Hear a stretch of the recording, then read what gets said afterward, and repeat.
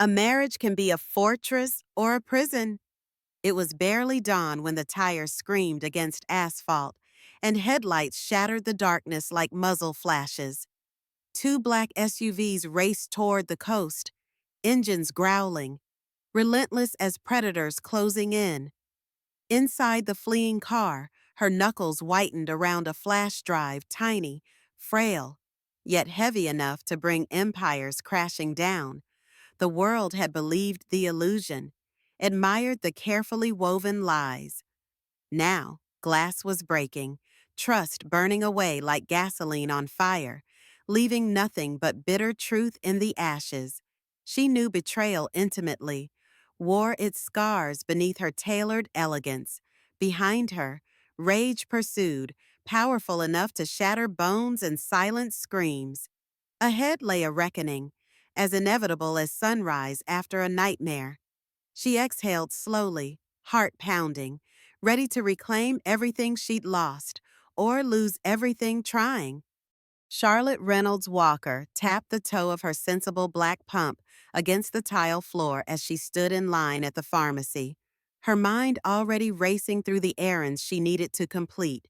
She was 47, newly aware of every passing year, and had grown used to the subtle demands that came with being married to Gavin Walker, a man whose ambition had long overshadowed her own. Charlotte's phone vibrated in her handbag, and she pulled it out expecting a routine email. Instead, she found a text message from her husband of 18 years, a message that would change everything. I deserve happiness. Charlotte, don't try to contact me.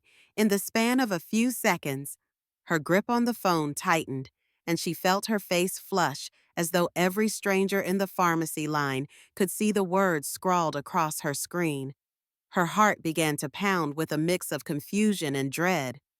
Gavin was in the midst of closing a massive deal, something involving investment portfolios and new acquisitions, so this text felt like it couldn't possibly be real.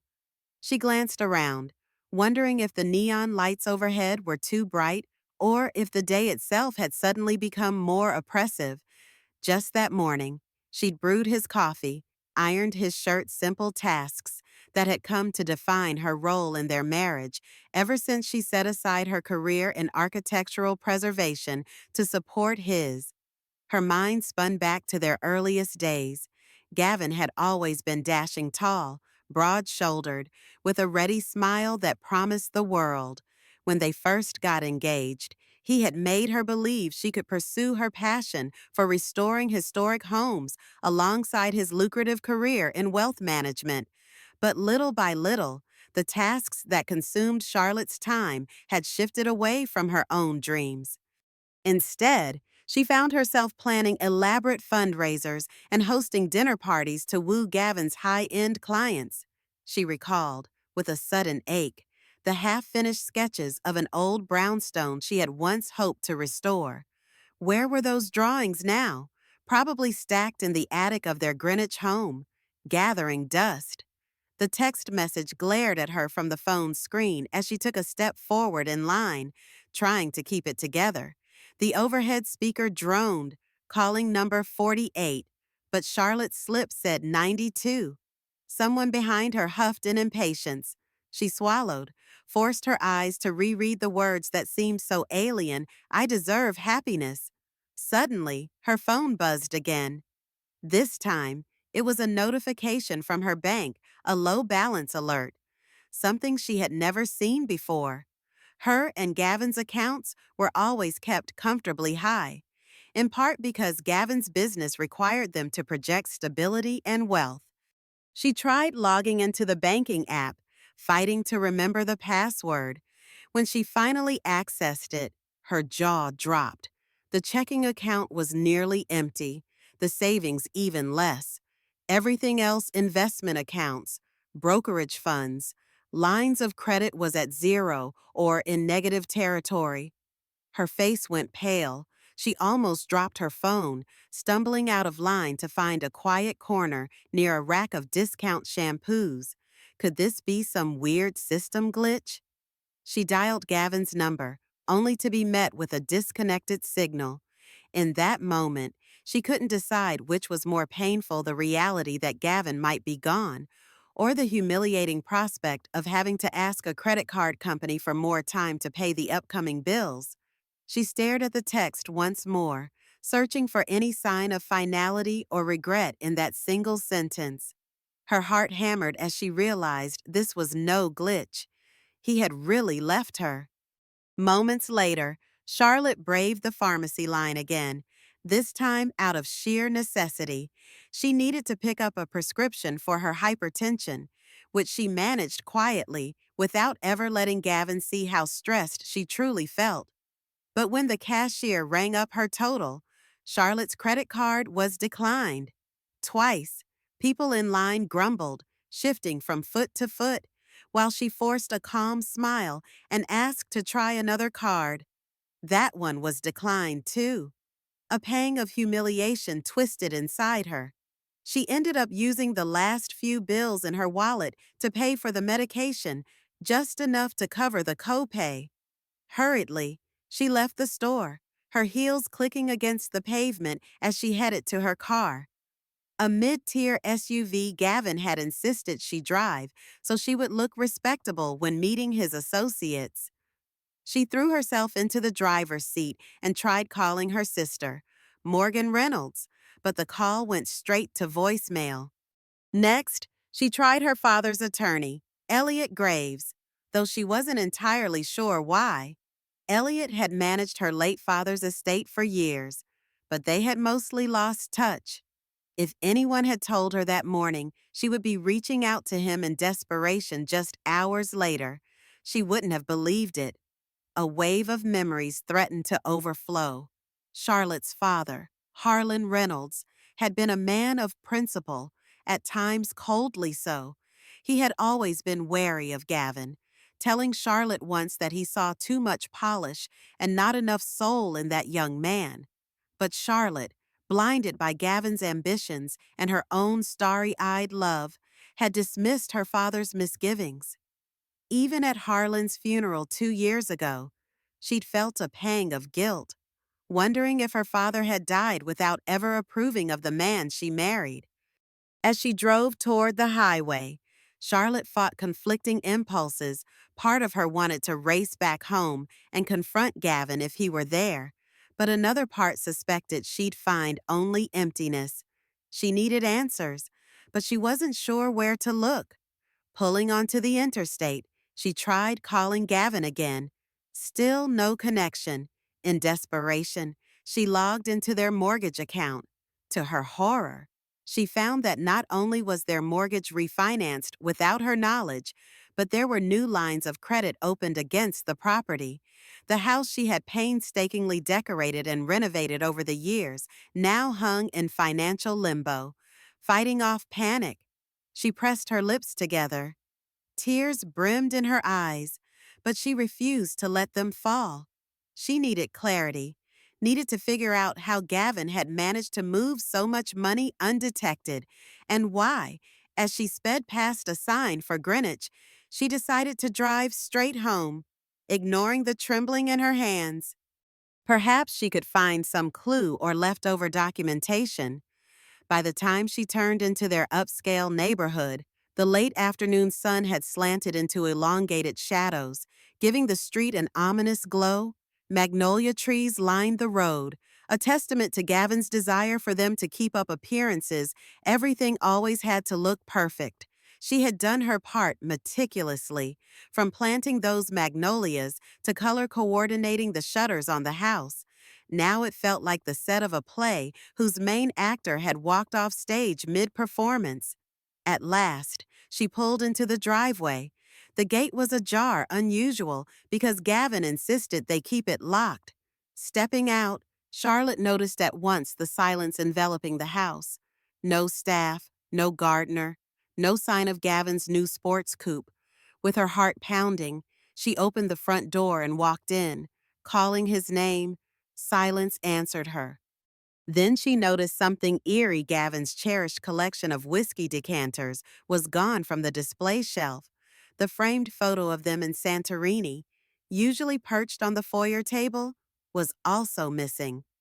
She walked through the halls, flipping on lights, feeling as if she were intruding in her own home, and that's when she saw it, the master bedroom closet, half empty.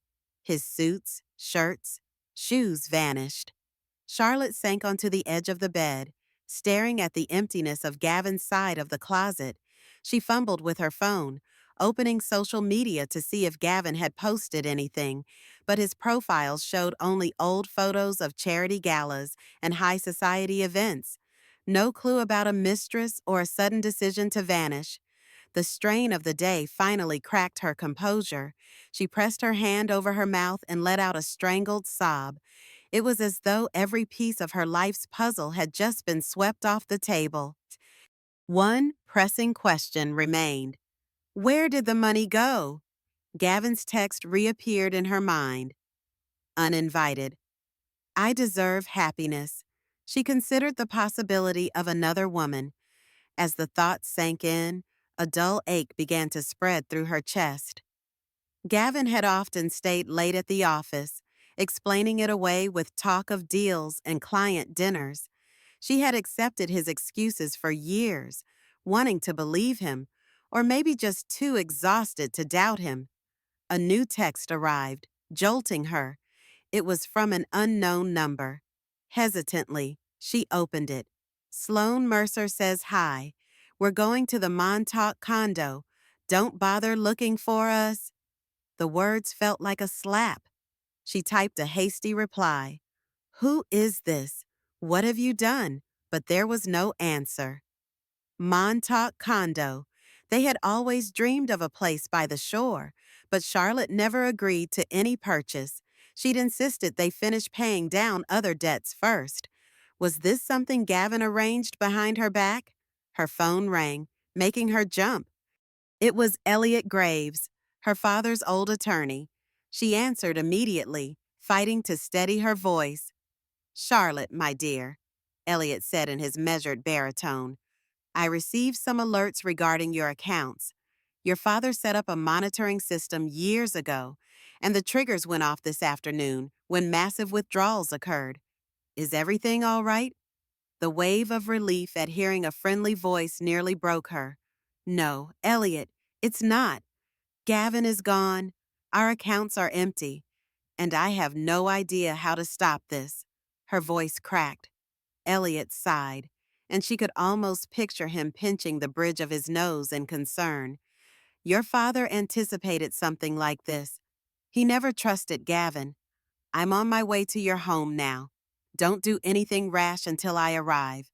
Charlotte didn't know whether to laugh or cry at the irony her father had always been the stern figure in her life, the one who withheld approval of Gavin. And here he was, even from beyond the grave, sending help through Elliot Graves. She stared at the bare closet once more, swallowing the bitterness that rose in her throat. The humiliation was acute. She was the one who had defended Gavin for so long. She was the one who had allowed herself to be blind. Shortly after she ended the call, she heard the front door open. A voice called out, Charlotte, where are you? She rushed downstairs to find her sister, Morgan, looking alarmed. I heard something crazy happened. Your phone messages were all jumbled. What's going on?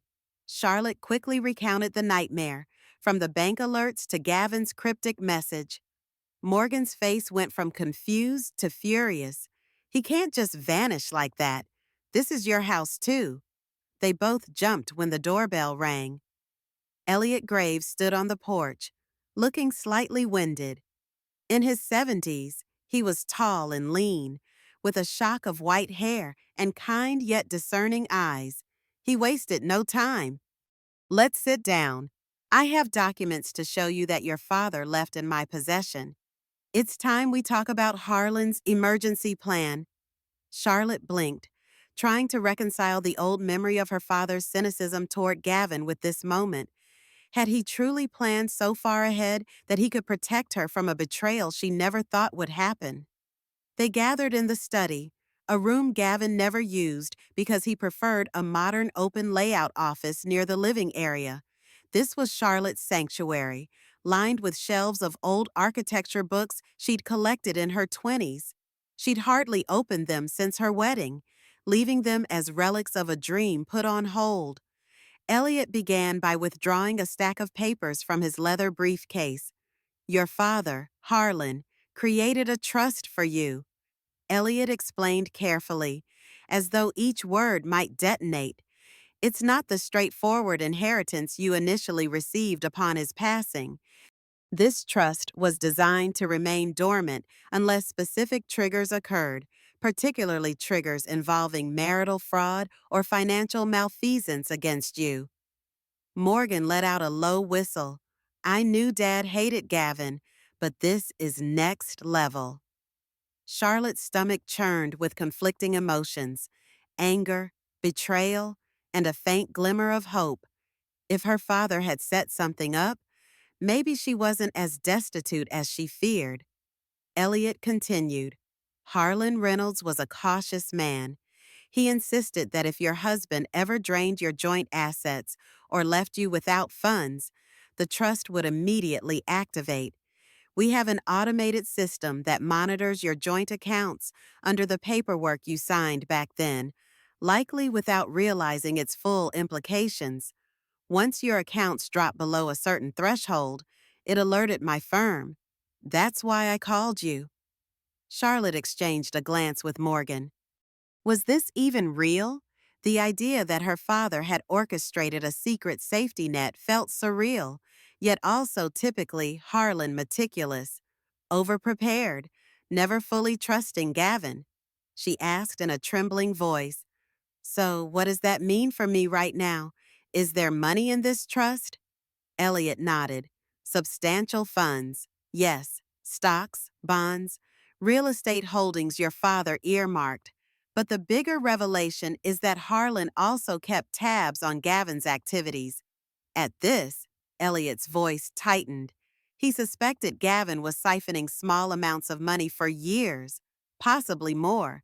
He hired private investigators whenever he saw suspicious fluctuations in your finances.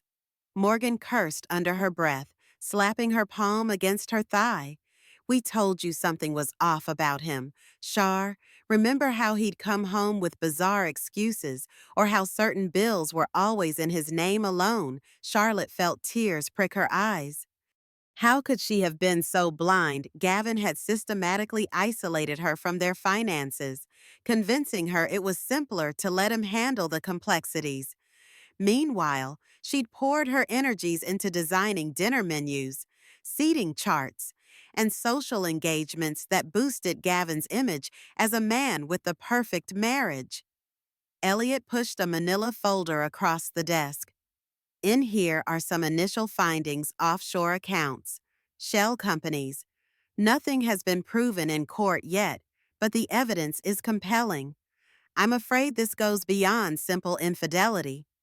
Charlotte inhaled sharply, scanning a few documents, dates, amounts, transactions. The sums were staggering, and each transaction seemed tied to an entity she'd never heard of. What? What has he been doing?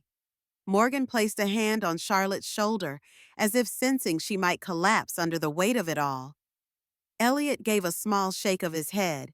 Gavin is not just leaving you for another woman. He's been building an escape plan for quite some time, but your father was equally thorough. Now that the trust is activated, Charlotte, you have certain powers. The ticking clock on the wall was the only sound in the heavy silence that followed. Charlotte wiped away a tear. She realized this was more than a heartbreak. It was a war, and she had weapons at her disposal, courtesy of a father she'd once considered too rigid, too distrustful. 2 days passed in a blur, during which Charlotte barely ate or slept. Elliot arranged for a forensic accountant to analyze the documents, while Morgan helped Charlotte secure new locks on the house, just in case Gavin tried to return. Every so often, Charlotte received texts from unknown numbers mocking, cryptic messages that seemed designed to unnerve her. One read, The new condo has a view to die for. You'll never see it. Though, another, better to bow out gracefully before it gets ugly. Morgan insisted these messages had to be from Gavin or his mistress, Sloane Mercer, the mysterious woman who now seemed to have everything Charlotte once did.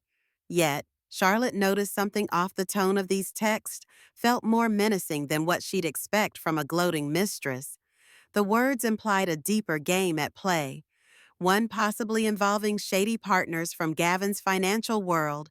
She remembered how Gavin used to boast about big clients with international capital. Could it be tied to something more sinister during this time? Elliot confirmed that thanks to the trust, Charlotte wasn't penniless.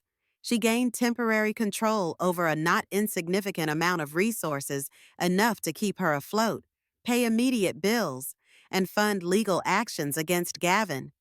However, the bulk of the trust's assets would take a bit longer to fully materialize because of the legal conditions Harlan had set forth. Charlotte found herself torn between immense gratitude toward her father and a simmering rage that she'd needed this fallback at all. She had believed marriage was about partnership and trust, not hidden escape plans. Late in the afternoon, Morgan stormed into the living room, phone in hand.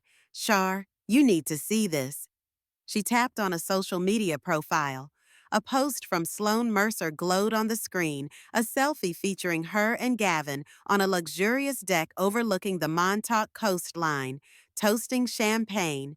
The caption read, "Celebrating new beginnings in our dream home." Charlotte's stomach lurched. So that was the Montauk condo. The image incensed her not just because Gavin looked smugly content, but because he had used her money that she had worked for in her early career and contributed to their family finances to buy this place. She balled her fists, fighting the urge to smash Morgan's phone. Morgan raised an eyebrow. "So, what's your move? Gonna let them party it up? Or do you plan to crash the celebration?" It was a loaded question. For years, Charlotte had let Gavin take the reins, rationalizing that his success was their success. Now she realized that approach had cost her everything. She chewed on her lip, torn between heartbreak and a spark of anger that was quickly becoming determination. "I need to see if I can claim any legal rights to that condo. Elliot mentioned something about certain real estate holdings being under my father's watch." Morgan nodded, eyes alight with her own fury. "Then let's not waste time." They spent the next several hours poring over property records. Elliot joined them remotely via video call. That was when Charlotte learned that the Montauk development was, in fact, partially owned by a holding company her father had invested in a private arrangement that allowed for board review of all buyers. If the buyer's financial or personal record was questionable, the purchase could be nullified. Charlotte stared at the clause, breathless. Had her father specifically targeted the Montauk development, suspecting that Gavin might one day run there? The intricacy of his foresight rattled her. On the third evening, Charlotte startled awake in the middle of the night. She had dozed off on the couch, lulled by the endless documents that Elliot had sent. A frantic pounding on the front door jolted her upright, heart racing. She glanced around for Morgan, but her sister had gone upstairs to sleep. The pounding continued. Cautiously, Charlotte peered through the peephole, seeing only a shadow. She flipped on the porch light, and the figure revealed himself, Jack Layton, an old friend of Gavin's from the wealth management firm. He looked disheveled, a far cry from the polished associate she remembered, taking a chance. Charlotte opened the door a crack. "Jack, what are you doing here?" His eyes darted nervously. "We need to talk. Gavin's in deep trouble. I came to warn you." "Warn her?" Charlotte's heart hammered as she unlatched the door and let him in, though she kept her guard up. Jack stumbled into the foyer, glancing around like he expected someone else to appear. "Where's Gavin?" she asked pointedly. Jack huffed. "He's with Sloane, obviously. Listen, Charlotte, You have no idea how many powerful people Gavin's been dealing with. He's not just leaving you for another woman. He's trying to outrun some major financial crimes. If he thinks you're going to come after him legally, it could escalate. Charlotte's mouth went dry. He already drained our accounts. What else is there to do? Jack shoved a set of papers at her. They were statements from an offshore bank in the Cayman Islands. These are just the tip of the iceberg. There's a group, let's just say they're not the kind you cross lightly, who've been funneling money through Gavin. They expected huge returns. When those returns didn't materialize, Gavin panicked. He used your joint assets to plug holes, planning to disappear before everything blew up. A cold dread settled in Charlotte's stomach. This was worse than she'd imagined. If Gavin had stolen from shadowy investors, it might explain the menacing texts. She asked, her voice trembling, "Why are you telling me this?" Jack rubbed a hand over his tired face. "Because I thought you deserved to know. I'm not squeaky clean, but I didn't sign up for international money laundering." And that's what Gavin's gotten himself into. There's talk that the feds might start investigating his entire operation, maybe the firm, too. If they question me, I'll cooperate. I can't go to prison for him. Morgan appeared at the top of the stairs, alarmed by their raised voices. She hurried down, listening intently as Jack repeated his warnings. The pieces began falling into place for Charlotte. Gavin hadn't just betrayed her emotionally, he'd entangled her finances in a labyrinth of illegal transactions. She remembered how she'd signed certain documents at his urging, trusting him. Now, the fear that she might be implicated loomed large. Jack stood, preparing to leave. "Look, Charlotte, I'm sorry, but I'm telling you, if you make a move against Gavin, these people he's involved with might come after you." He paused at the door, a flicker of regret in his eyes. "Your father was a good man. He tried to warn me years ago that Gavin was trouble. I wish I'd listened." As Jack left, a silence blanketed the hallway, heavier than before. Morgan's face tightened with concern. "We have to be careful, Char. This isn't just a scorned wife situation. It's criminal." Charlotte glanced at the half-packed boxes that Gavin had left behind, each a reminder of the life she'd once believed in. Anger and fear battled within her. She resolved, then and there, that she wouldn't let Gavin's crimes drown her. With her father's safety net and Elliot's legal prowess, she would fight back. But at what cost? The next morning, Charlotte sat across from Elliot in his quiet Manhattan office, the hum of traffic muted by thick glass windows. She'd barely slept after Jack's revelations, the night's tension still thrumming in her veins. She explained everything: the visits, the menacing texts, the offshore accounts. Elliot listened gravely, occasionally jotting notes. Then he folded his hands on the desk. "Charlotte, we can accelerate the legal actions for your protection. We can file for an immediate freeze on Gavin's assets if you want to proceed with a divorce or a separation of finances. That is, it might also help to have a security consultant, given Jack's warnings." She looked at him, her exhaustion apparent. "Do you think the police or FBI will see me as complicit?" "I signed forms. Elliot, I was naive, but that might not matter." He nodded, sympathetic. "Your father anticipated that concern as well. In the trust documents, there's a clause stating that any financial documents you signed under Gavin's guidance might have been done under undue influence or deceit. Harlan wanted to shield you from legal fallout in case Gavin ever tried to implicate you. We'll need to hand over your father's evidence to the authorities if they come knocking." Charlotte breathed a shaky sigh of relief, though the thought of her father's meticulous planning still unnerved her. "Let's freeze everything Gavin has, or thinks he has. He doesn't get to walk away with my future." Elliot nodded, picking up the phone to make calls.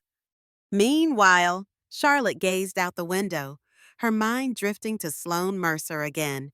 She recalled the photo of Sloane in Montauk. how that woman had brazenly flaunted her new life with Gavin. Charlotte felt a swirl of anger. In some ways, Sloane was just a symptom of Gavin's deeper treachery, but that didn't lessen the sting. Before she left, Elliot cleared his throat. There is one last thing. Charlotte, your father had more than a financial interest in Montauk. He was part owner in the development Gavin chose. That means we have grounds to challenge Gavin's purchase. If we can prove he used marital assets without your knowledge, plus the developer's right to reject questionable buyers, we can potentially revoke his claim to that condo altogether. Charlotte's eyes widened. You mean I could show up there and, what? Tell them they're trespassing? Elliot offered a small, tight smile. Legally speaking, the developers board might side with us, but it'll be a fight. Are you ready for a public confrontation? The question hung in the air. She thought about the moment at the pharmacy, the humiliation of her card getting declined. She pictured Gavin popping champagne with Sloane, celebrating at her expense, and she remembered all the times she'd compromised. Let him lead, let him overshadow her. Yes, she said quietly, I'm ready. In her heart, she knew it wouldn't be easy. The man she once loved had become a stranger who might be capable of anything. But for the first time in years, Charlotte felt a spark of her old self, the architectural preservationist who had once fought for heritage buildings, refusing to let them be torn down for quick profit. She would fight, not just for her own financial security, but to reclaim the pieces of herself she had sacrificed along the way. That evening, Morgan drove Charlotte out to Montauk. They chose an inconspicuous SUV from a rental agency, leaving Charlotte's usual car back at the house. Given Jack Layton's warnings about dangerous clients, they wanted to avoid announcing their presence. Charlotte's heart pounded as they neared the coastline, the air growing salty and cool. Montauk had always been a place Charlotte dreamed of wide. Sandy beaches, towering dunes, a lighthouse perched against the Atlantic backdrop. She and Gavin had once strolled these very shores during a weekend getaway, discussing how they'd love to someday own a summer retreat here. Now, ironically, he had done just that without her. As they approached the new development, they saw the building glass walls reflecting the ocean, a sleek modern facade that stood in contrast to Montauk's classic seaside charm. Morgan parked the SUV a block away. We'll walk the rest, she suggested. Less chance of anyone spotting the license plates. Charlotte nodded, stepping out onto the sidewalk. The rhythmic crash of waves in the distance clashed with the turmoil in her chest. She wore a hooded jacket, pulling it close as they made their way toward the building's entrance. She didn't even know if Gavin or Sloane would be there. Maybe they were out celebrating. But she had a copy of the preliminary injunction Elliot had managed to file that morning, which would bar Gavin from finalizing any purchase here. She planned to hand-deliver it to the management office. The main entrance was all polished steel and glass. A doorman in a crisp uniform greeted them politely, asking for their reason to visit. Charlotte cleared her throat. I need to speak with the property manager about Unit 804. This is regarding a pending legal matter. She flashed the envelope bearing Elliot's letterhead. The doorman hesitated, but eventually let them into the lobby, directing them down a marble-floored corridor. Morgan stayed close, scanning the opulent interior. Plush chairs, modern art on the walls, and a tall aquarium that gave the space an almost surreal tranquility. Charlotte found the property manager's office and knocked on the glass door. A gray-haired woman, Ms. Koenig, opened it with a welcoming smile that faded when she saw the serious expressions. I'm sorry to come unannounced, Charlotte began, stepping into the office, but this concerns the unit Gavin Walker is attempting to purchase here. My attorney and I have reason to believe he used fraudulent funds. She handed over the envelope. Ms. Koenig glanced at the documents. eyebrows knitting in concern. Morgan chimed in. We know your board has the right to reject buyers. The developer's partial owner is the late Harlan Reynolds, Charlotte's father, or rather his trust. It's all there in the paperwork. Ms. Koenig nodded slowly, flipping through the pages. This is highly unusual, but if what you're saying is true, the purchase can be halted, especially if there's evidence of fraud. Our board won't approve a buyer with questionable finances. She sighed, pressing her lips together. May I ask where Mr. Walker is now? Charlotte exchanged a look with Morgan. Probably upstairs, or out with his mistress. But that's not my concern. I just want to ensure this sale doesn't go through. It was then they heard a voice echoing in the corridor, confident, male, with a trace of laughter. Charlotte froze. It was Gavin. She peeked around Ms. Koenig's office door to see him stride toward the elevator, hand in hand with a woman clad in an elegant blazer. The woman had to be Sloane Mercer tall, glossy-haired, exuding the kind of brazen confidence that comes from having an affair in plain sight. Charlotte's heart began to pound as she recognized Gavin's easy smile, the same one he'd once reserved for her. He looked so unburdened, as if draining their joint accounts and fleeing hadn't cost him a moment's remorse. Sloane laughed at something he said, leaning in close, completely at ease in this opulent setting. Morgan placed a steadying hand on Charlotte's arm, silently asking if she was okay. Ms. Koenig, looking alarmed. Shut her office door. They can't see you in here. Not yet. Let me handle the immediate steps with these documents. She pulled out her phone and made a quick call, presumably to a board member, requesting an emergency review. The muffled conversation drifted across the quiet office as Charlotte and Morgan stood by the wall, adrenaline pumping. When Ms. Koenig hung up, her expression had hardened. We'll place the sale on hold pending an investigation into these allegations. Mr. Walker will be notified soon. For your safety, you might want to avoid confronting him here. But Charlotte felt the anger boiling up, overshadowing caution. Why should I hide? She opened the office door, ignoring Ms. Koenig's protests, and stepped back into the corridor. In that moment, Gavin and Sloane were already stepping into the elevator. Charlotte caught just enough of the overhead display to see they were heading to the 8th floor. Without thinking, she darted forward, motioning for Morgan to follow. Morgan cursed under her breath, but chased after her sister. The elevator doors closed before they reached it, so they took the next one. Hearts pounding. Charlotte tapped the button for the 8th floor, each second stretching out as the elevator ascended. She realized this might be unwise. Gavin could be dangerous, or at least angry enough to cause a scene, but the image of him strolling carefree through a life he'd stolen from her fueled her forward. When the doors opened on the 8th floor, they saw a hushed, expensive-looking hallway with a single window at the far end, revealing a strip of moonlit ocean. The plush carpet muted their footsteps. Charlotte couldn't be sure which unit belonged to Gavin, so she scanned for any sign of movement. Then she heard laughter, a distinct female laugh coming from behind one of the sleek wooden doors. The number plate read 804. Morgan whispered, "This is reckless. Char, but I'm right behind you." Steeling herself, Charlotte rapped sharply on the door. Silence fell on the other side. A moment later, the door swung open, revealing a startled Gavin in a crisp shirt and tailored trousers. His face paled at the sight of his wife. "Charlotte, how did you—" Before he could finish, Sloane appeared at his shoulder, her face scrunching in confusion. Charlotte glared, refusing to feel any shame.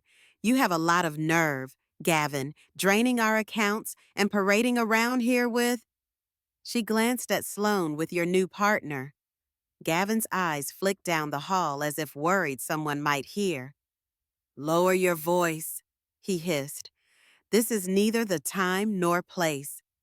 Charlotte planted her hands on her hips, every ounce of heartbreak and fury crystallizing in her stance. You made it the time and the place when you used my money to buy a condo in a development partially owned by my father's trust. You have no idea what you've stepped into. Sloane's gaze darted nervously between them, clearly trying to keep up. You said you had everything handled. She snapped at Gavin. You told me the funds were all yours. Morgan folded her arms, stepping closer to Charlotte as backup. Guess you didn't read the fine print. The developer's board is freezing this sale. Charlotte has the authority to challenge it. Gavin's expression hardened, the veneer of charm dropping. You don't understand who you're dealing with. There are people who backed this purchase, people who expect me to deliver. Charlotte's voice shook with anger. Who, exactly? The same ones you've been laundering money for. She remembered Jack's warning, but she refused to show fear. I'm filing suit in the morning. I'll see you in court if the FBI doesn't get to you first. Sloane took a step back, eyes wide with alarm. Gavin, however, moved to block Charlotte's path. For a tense moment, it seemed like he might lash out, but Morgan clenched her fists, poised to intervene, and that was enough for Gavin to step aside. You're making a big mistake, Charlotte, he said in a low voice, one you can't take back. Charlotte turned on her heel and walked away, with Morgan close behind, hearts hammering in unison. They hurried to the elevator. As they descended, Charlotte felt a swirl of triumph, anger, and a hint of terror. She had confronted Gavin, delivered the first blow, but she wasn't naive enough to think that was the end of it. She could still feel his ice-cold stare, like a promise of retaliation. Back in the lobby, Ms. Koenig handed Charlotte a copy of the formal notice that the board would be suspending Gavin's purchase pending an investigation into fraudulent transactions. It felt surreal, holding a legal paper that essentially invalidated Gavin's claim on the condo he had flaunted. Morgan wrapped an arm around Charlotte's shoulders as they left the building, the ocean air hitting them like a cleansing wave. They drove back to Greenwich mostly in silence, the adrenaline slowly ebbing. Charlotte replayed the confrontation in her mind, uncertain whether she'd done the right thing by challenging Gavin so directly. Yet, a part of her was proud that she refused to be a silent victim. That pride was tested the next morning. When Elliot called in a panic, Charlotte, he said the moment she answered, I just got word from a contact in the Financial Crimes Division. Gavin's associates are indeed under federal scrutiny. Gavin's name might come up. They'll be looking at all transactions he was involved in. With your father's documents, you can either strengthen the case against Gavin or inadvertently attract attention if anything implicates you. She swallowed hard. I only signed what Gavin put in front of me. How could I be implicated? Elliot sighed. Legally, you share some liability as his spouse, especially if any funds were tied to your name. But don't panic. I have enough to show you were kept in the dark. The real issue is that these international investors could see you as an obstacle now, especially with the Montauk condo fiasco. A chill snaked down her spine. What do I do, Morgan? Overhearing, mouthed security? Call for security. Charlotte nodded. Elliot continued. I'll arrange personal security detail. Discreet but effective. Also, we need to prepare for a formal statement to the authorities. Jack Layton might testify if he's approached. He'll confirm your ignorance, but we should be proactive. Charlotte realized that her father's dreaded scenario had fully materialized. She was in the crosshairs, and the only thing standing between her and financial ruin, or worse, was a carefully constructed legal fortress Harlan Reynolds had built. She agreed to Elliot's plan, hung up, and let out a shaky breath. Morgan poured them both coffee, setting the mugs on the kitchen island. So this is war. Charlotte nodded, gazing at the house that now felt too large, too haunted by memories of parties where she played the perfect hostess while Gavin charmed the guests. It is, but I won't run. I won't leave my life because he decided to be a criminal. Morgan gave her a tired smile. Then let's gear up for the fate. We'll add more cameras, get the security detail. Meanwhile, you do what you have to do with Elliot. Show the feds who Gavin really is outside.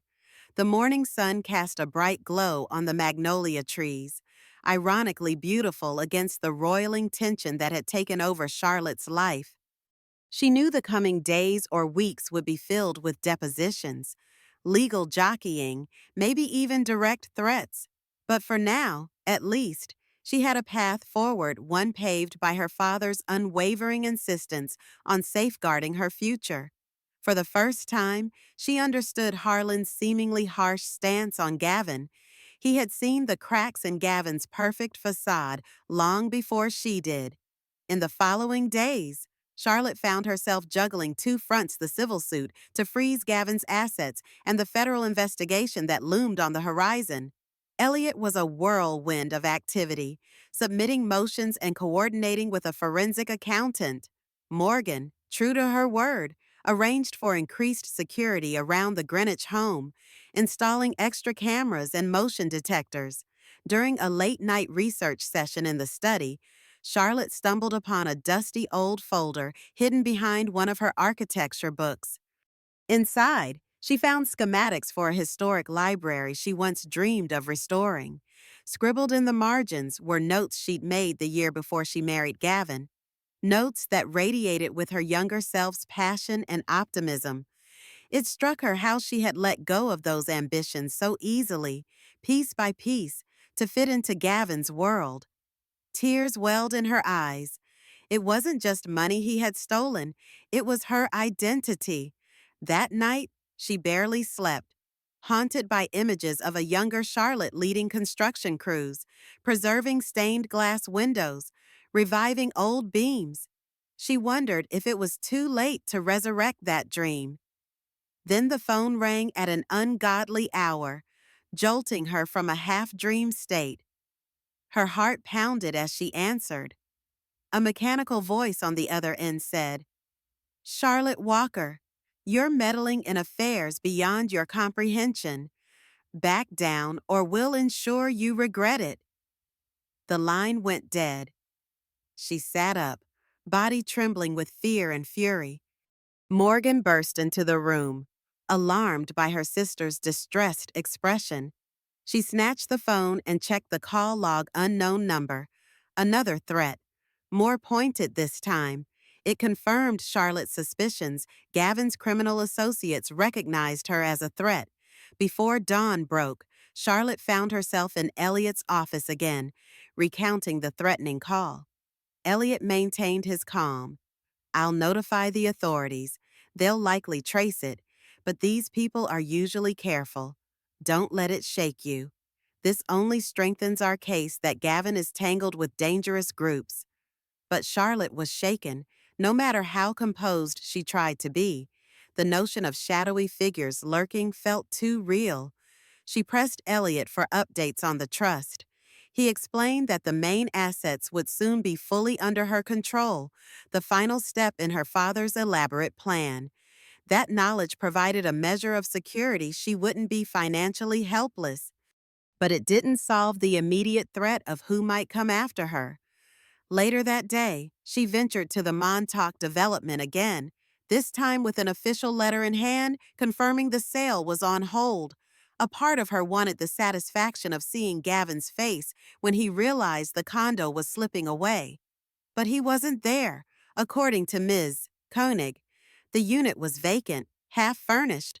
Sloane's social media, if Charlotte dared to check, showed only vague pictures of champagne glasses and scenic roads. No direct mention of Montauk anymore. Perhaps they were lying low.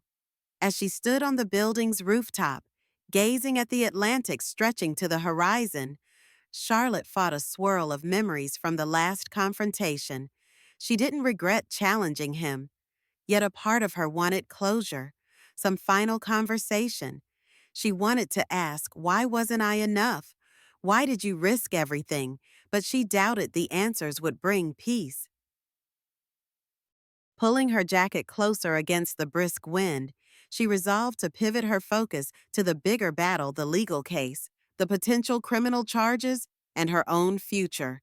If Gavin was the storm, she intended to be the fortress her father had built unbreakable, no matter how fierce the winds became. One afternoon, Morgan found Charlotte dozing off over a stack of legal forms in the study. She nudged her sister awake gently. Hey, you need a break. Come outside for a few minutes. Charlotte rubbed her eyes. Checking the clock, it was nearly 3 p.m., and she'd been up since dawn. She allowed Morgan to lead her onto the back patio. In the daylight, the garden looked deceptively peaceful. The lawns were neatly trimmed, and the flowers Charlotte once took pride in cultivating still bloomed. She let out a weary sigh, recalling how she used to spend her weekends tending roses, while Gavin networked on golf courses. Now, the gardens felt like an afterthought, a relic of another life. Morgan handed her a glass of iced tea. I know you're overwhelmed, but you can't burn out. We need you alert.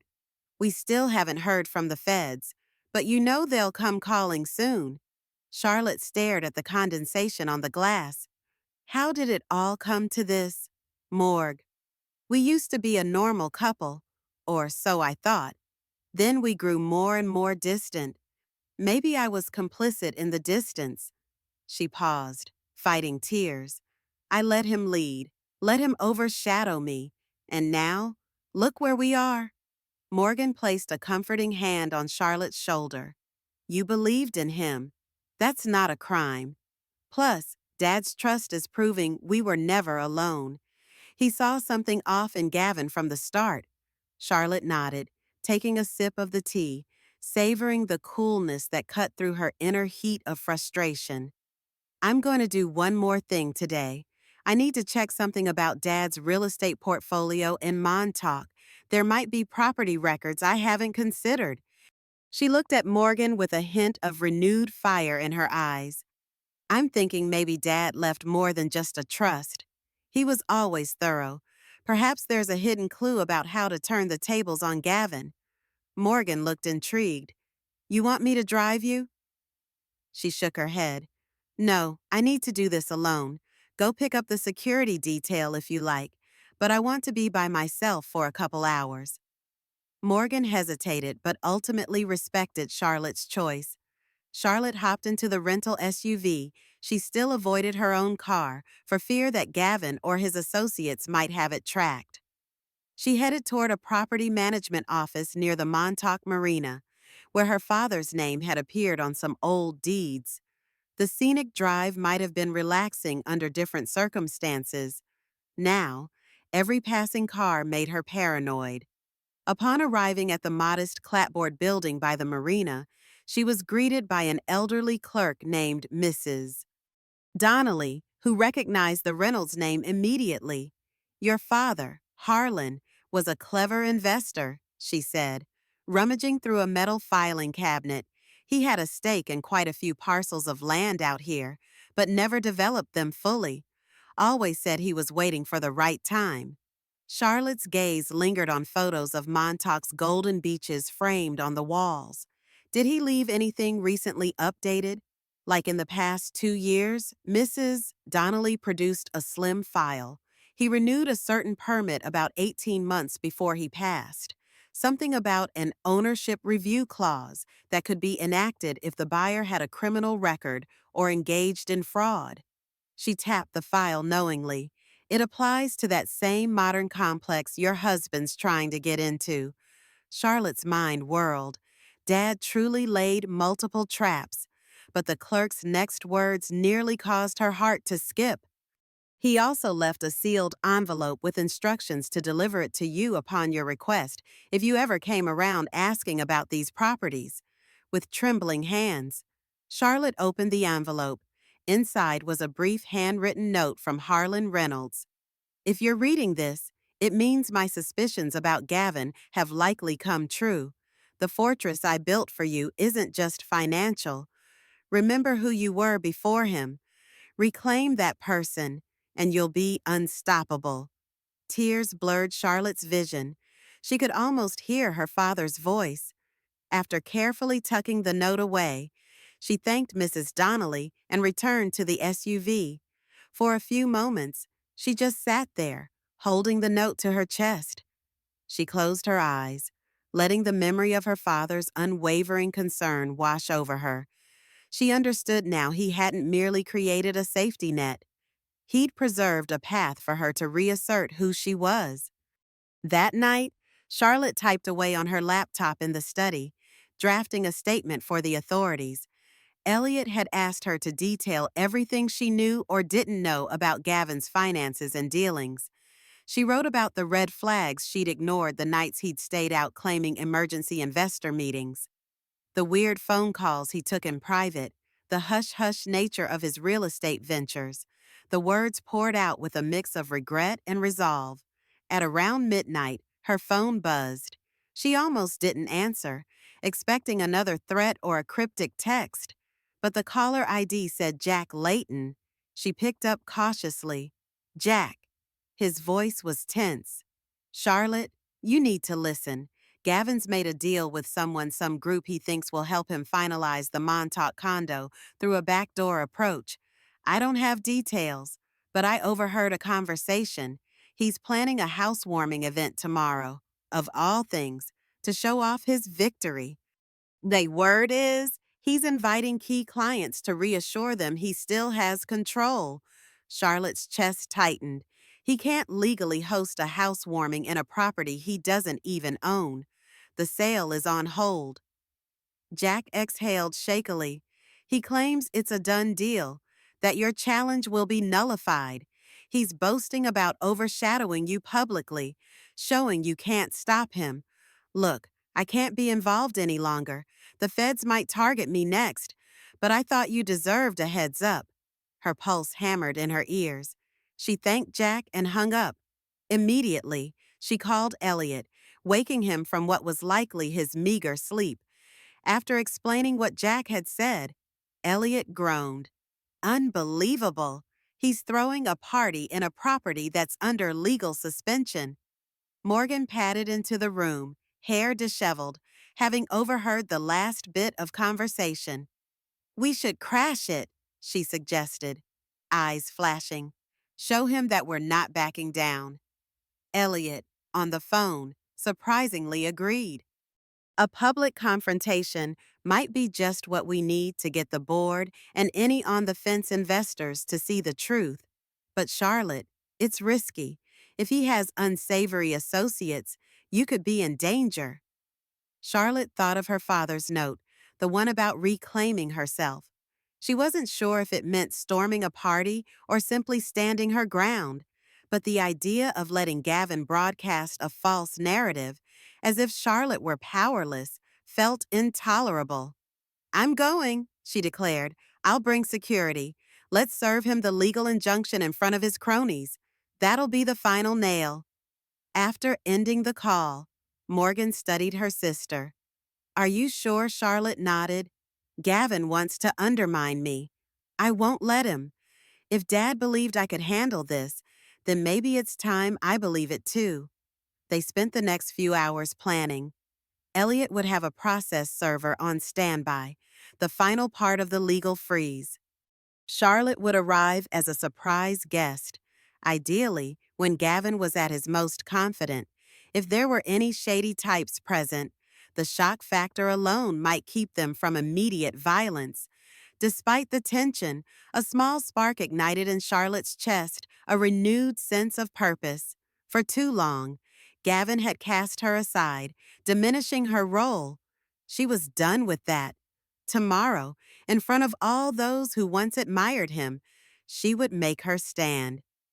Morning dawned with a crisp clarity that belied the brewing storm in Charlotte's life. She dressed carefully, a simple black sheath dress that radiated both elegance and gravity.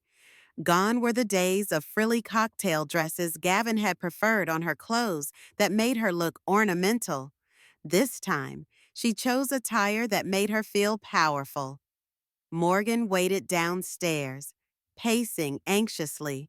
The security team Elliot had arranged, two discreet professionals, stood by the front door. They'd follow in a separate car, staying out of sight unless needed. Charlotte breathed in and out, steeling herself for the showdown. This was no mere social event.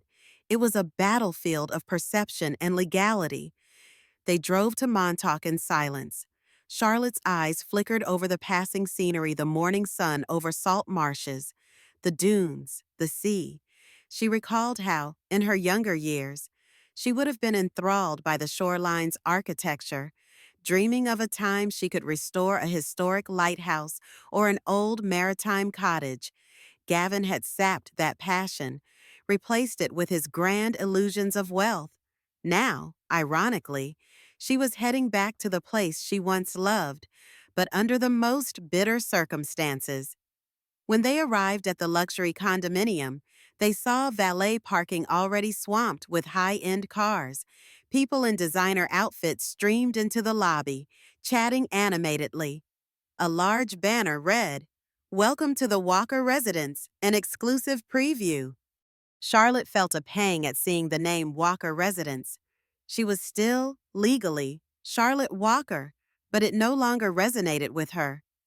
Morgan gripped Charlotte's hand. "You ready?" She nodded. "As ready as I'll ever be." They stepped inside, ignoring the curious glances. Gavin's guests were milling around with champagne flutes, admiring the ocean view through floor-to-ceiling windows. Classical music played softly through a high-end sound system. For a moment, Charlotte was reminded of the countless parties she and Gavin had hosted. She recognized some faces from his investor circles. It was all so painfully familiar. She spotted Gavin near the wide windows, looking dapper in a navy suit, with Sloane Mercer at his side, wearing an ivory sheath dress that mirrored Charlotte's style, only more provocative. They were holding court with a group of onlookers who, no doubt, had come to see the new power couple's latest conquest. Charlotte's stomach twisted at the sight of Sloane leaning in intimately, whispering in Gavin's ear, summoning courage. Charlotte strode across the room. Conversations halted as onlookers recognized her. Whispers erupted. Some guests likely knew the scandal was thick in the air. Gavin turned mid-sentence, freezing when he saw Charlotte approach. Sloane's jaw dropped. Morgan tensed, scanning the room for any sign of danger. The security men had stationed themselves near the entrance, ready to intervene if things got ugly. Then Charlotte spoke, voice calm but steely. "Gavin, I see you've wasted no time turning a property you don't own into a spectacle." A hush fell. Gavin's eyes flicked from Charlotte to the crowd, a flicker of annoyance crossing his features. "Charlotte, this is a private event." She forced a smile that held no warmth. "It was private until you decided to use my name and money to fund it. And that's precisely why I'm here to serve you with a permanent injunction against finalizing this purchase." At Charlotte's cue, one of Elliot's associates stepped forward, documents in hand. The tension in the room was palpable, like a crackling wire about to snap. Gavin's cheeks reddened. He snatched the papers, glanced over them, and then turned back to Charlotte. "This is ridiculous," he spat. "You think you can waltz in here and ruin my event?" A few of Gavin's guests, sensing the tension, began backing away. Even Sloane stepped to the side, removing herself from the direct line of fire. Charlotte held her ground, voice unwavering. "I'm not ruining anything. I'm merely preventing you from completing a fraudulent transaction. This condo is under review by the developers board, and the money you used is flagged. You can't strong-arm the process." Gavin turned to Sloane with a bitter laugh. "I told you she'd come crawling, making false accusations. You want to explain to these people how you signed off on every investment I made, or how you enjoyed the lifestyle I provided." A murmur went through the crowd. Charlotte's chest tightened. This was Gavin's typical tactic: twist the narrative, paint her as complicit, but she refused to take the bait. I signed documents under the assumption you were an honest partner. I never authorized you to empty our accounts or gamble with shady offshore deals. Sloane's eyes widened at the mention of offshore deals. She cast Gavin a questioning look. What is she talking about?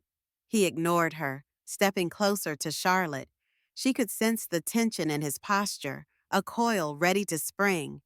You think these people want to hear your sob story? He lowered his voice, so only those nearby could catch the venom in his tone. I built everything. You never appreciated it. Now you're trying to tear me down. Morgan moved protectively beside her sister. Meanwhile, the security men edged closer, anticipating a possible escalation. Charlotte refused to flinch. She'd faced threats over the phone. She'd been blindsided by heartbreak. She wouldn't cower now. I'm not tearing you down, Gavin. You did that yourself. And if you plan to fight this in court, be my guest. I'll be showing all the evidence: money laundering, embezzlement, and more. A ripple of shock passed through the onlookers. At that moment, a tall figure stepped out of the elevator. It was one of the building's board members, accompanied by Ms. Koenig. She cleared her throat, addressing the crowd. Ladies and gentlemen, I regret to inform you that this event was not sanctioned by the Montauk Shores Board. Mr. Walker's application to purchase this unit is currently suspended. We apologize for the inconvenience. All eyes were on Gavin. He looked like a cornered animal, scanning the crowd for any ally. Sloane put a hand to her mouth, realizing the grand unveiling was crumbling. A few guests started muttering among themselves, uncertain whether to leave or stay for the unfolding drama. One older gentleman in a sharp suit, presumably an investor, demanded, "What about our money, Gavin? You said this was all under control." Gavin's face contorted with rage. He pointed at Charlotte. "This is all her doing. She can't stand that I moved on. She's weaponizing the legal system." Charlotte took a slow breath, reminding herself that the crowd didn't need every detail of her personal heartbreak. They just needed to see the truth: Gavin Walker was a fraud. She raised her voice, addressing everyone. "You all deserve to know that Gavin drained our family accounts without my knowledge. He used funds that belonged to both of us to secure a property he never had a right to buy. There are investigations underway, federal ones looking into his financial dealings. I urge you to consider this before entrusting him with any further investments." A stunned silence followed. Then, pockets of the crowd began to disperse, shaking their heads in disbelief or disgust. Sloane's face fell as she realized the party was unraveling. Gavin clenched his fists, shooting Charlotte a look that promised repercussions. But the damage was done. The board member and Ms. Koenig withdrew, clearly having nothing more to add. Within minutes, the so-called housewarming was effectively over, guests trickling out while murmuring about potential lawsuits. Morgan touched Charlotte's arm gently. "You did it. You ended his charade." Charlotte felt both victorious and exhausted. Gavin stood there, the empty champagne glasses around them like some twisted metaphor of a celebration gone sour. She knew he wouldn't surrender gracefully. There would be more battles ahead, especially with the deeper criminal elements lurking. But for now, she had planted her flag, proven she wasn't just a helpless ex-wife, but a formidable adversary with truth on her side. As she and Morgan turned to leave, a tall man in a dark suit stepped from a corner of the room, eyeing Charlotte with an unnerving intensity. She recognized him from old gatherings as a wealthy client rumored to have ties to foreign money. He said nothing, merely inclined his head in a chilling nod that seemed to say, "I'm watching." A reminder that storms still brewed, even as this confrontation concluded. Charlotte stepped out of the luxury condominium building with a mixture of triumph and dread churning inside her. The morning sun in Montauk seemed absurdly cheerful compared to the tension-laden confrontation she'd just walked away from. Gavin's so-called housewarming was effectively shut down, and she'd served him the permanent injunction. Yet, her heart hammered, refusing to settle. Morgan stayed close by her side, and the two hired security professionals shadowed them until they climbed into their SUV. Once safely inside, Charlotte finally let her shoulders slump. For a moment, she stared at the glinting ocean beyond the windshield, trying to reconcile that majestic view with the ugly reality of her unraveling marriage. Morgan let out a long breath. "Well, that was dramatic," she said, voice tinged with both relief and lingering concern. "You okay?" Charlotte nodded mechanically. "I think so. I had to do it. Gavin's entire life is built on illusions, and I couldn't stand by while he paraded them around." She glanced at the tinted windows of the building's entrance, half expecting Gavin to storm out after them. "But it's not over. I saw that man in the corner. He's one of Gavin's powerful friends." He didn't say a word, just watched. "I don't like it." Morgan frowned. "I saw him too. He gave off a pretty dark vibe." She tapped the steering wheel, glancing back at their security tail car. "Let's get out of here. Elliot will want an update, and maybe we should accelerate the next steps with the feds." Charlotte agreed, but as they pulled onto the main road, the tension in her stomach only grew worse. The short drive to the interstate felt interminable. Every time a black sedan appeared in her rearview mirror, she found herself gripping the door handle a little tighter. Memories of the threatening phone calls replayed in her mind. Warnings to back down. Gavin's final glare at the party, laced with cold fury, remained etched in her thoughts. It would be foolish to assume he had no plan of retaliation. The day stretched on in a blur of phone calls. Elliot confirmed that the building's board had endorsed Charlotte's injunction. Legally, Gavin couldn't complete the purchase, and any attempt to sidestep it now would be blatant fraud. Yet, Elliot remained uneasy. Gavin might try to buy it under someone else's name or use front companies. He cautioned, "There's no telling how desperate he might get if cornered. My contact in the Financial Crimes Division says the net around Gavin is tightening, but we need more direct evidence of his wrongdoing to secure an arrest warrant," meaning what Charlotte asked, pacing the length of her living room. "Meaning we need a credible witness or a paper trail that ties him explicitly to these criminal transactions." Elliot explained, "Your father gathered a lot of clues, but nothing that's an outright smoking gun. If we found that evidence, the authorities could step in before Gavin does more damage." Charlotte paused, mind flashing back to the cryptic items her father had left behind, the sealed notes, the instructions about Montauk, the fortress metaphor. She suspected there was something else her father had hidden, some final piece that would solidify the case against Gavin. She took a deep breath, deciding it was time to reopen every box, folder, and locked drawer that once belonged to Harlan Reynolds. If her father had prepared for this day, he might have left an ace in the hole, a way to put Gavin behind bars for good. By late afternoon, Charlotte found herself alone in her father's old study, a room she had rarely visited since Harlan's death. The thick oak desk was coated in a thin layer of dust. Bookshelves lined the walls, filled with volumes on real estate law, architecture, and economics, reminders of the broad scope of her father's interests.